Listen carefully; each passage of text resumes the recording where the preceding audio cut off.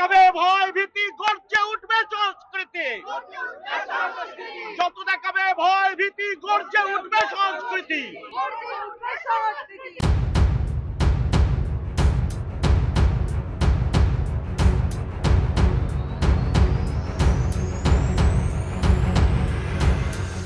আপনারা সকলে জানেন কেন্দ্রীয় সংস্কৃতি মন্ত্রক একটি আমাদের সংস্কৃতির উৎকর্ষ সাধনের জন্য একটা অনুদান দিয়ে থাকে গত 60 বছর ধরে।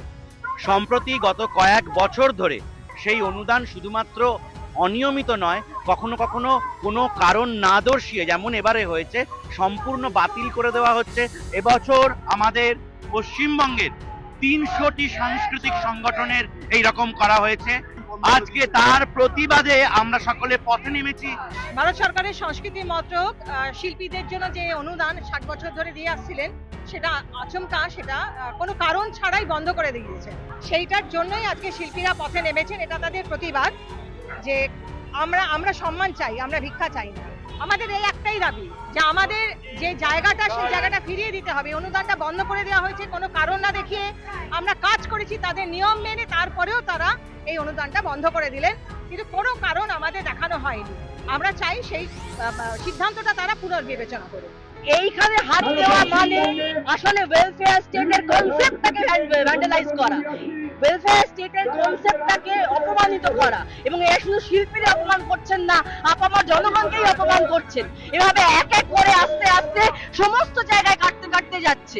আমরা এই দাবিটা এটাই রাখছি এই মিছিলের, যে এইভাবে এরকম তুগলকি আচরণ, এবারে যখন খুশি যেভাবে খুশি নিজের ইচ্ছে মতো ট্রিট করে তারা এটাকে ব্যবহার করতে পারেন না। এই টাকাটা তাদের ঘরের টাকা নয়, এই টাকাটা আমাদের টাকা, যে টাকায় অধিকার আছে জনগণের সংস্কৃতিকে বাঁচিয়ে রাখা।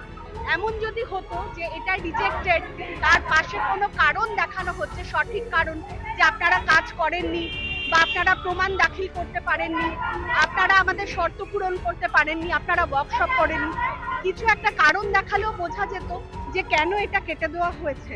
কিন্তু সেরকম কোনো কারণ না দেখিয়ে নির্বিচারে এতগুলো মানুষের এই যে একটা ভালো কাজ করার চেষ্টা, সেটাকে ধ্বংস করে দেওয়ার একটা চেষ্টা হচ্ছে। সেটার জন্যই আমরা বাধ্য হয়েছি পথে নামতে, প্রতিবাদ করতে একসঙ্গে। মূলত আমরা যে অনুদানটা পাই, সেই অনুদানের আমাদের কোনো নোটিশ ছাড়া এই অনুদানটা আমাদের সমস্ত সংস্কৃতি কর্মীদের, যারা আমরা থিয়েটার করি, যারা আমরা নৃত্যশিল্পী, যারা আমরা সঙ্গীত জগতে আছি, এই যে অনুদানটা বন্ধ করে দেওয়া হয়েছে, এর প্রতিবাদেই আজকে আমাদের এই মিছিল আর কি।